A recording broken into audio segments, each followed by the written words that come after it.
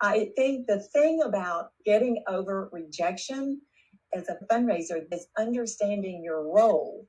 And what I learned early on that was the game-changing mindset with me is fundraising is not about me.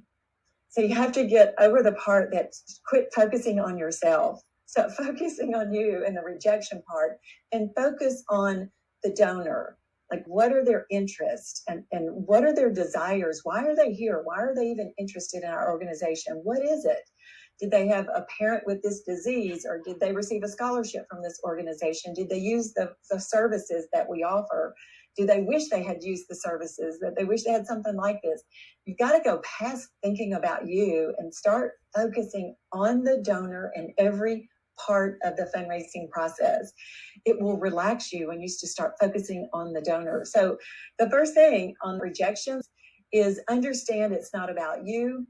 Understand, don't take it personally. If someone does reject you. And that may mean no, not now, or we've already committed our funds this year. It just means not now. They've committed their funds this year. It's okay. When can we get in the budget for next year? I mean, I remember saying that plenty of times. If they said not now, or our budget is set, I said, well, when would be a good time so I could get in your budget, or we could talk further about this. It wasn't personal, and that I think will alleviate the rejection, and just start on that mindset. And then understand that on rejection, you've got to know the person, the know, like, trust process. That's got to have formed.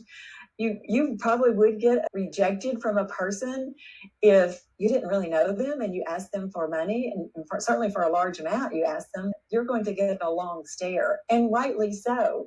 I think one of the key things to do is always be prepared for that ask. That means doing your homework and knowing all that you can about the donor. I can't remember if I told this story, but I think about this. A client I had, I just started working with her, and she told me about a big donor in the community and how they'd gotten the donor to come to a tour through somebody else, maybe a board member. And they asked her, this person going through the tour, for $10,000.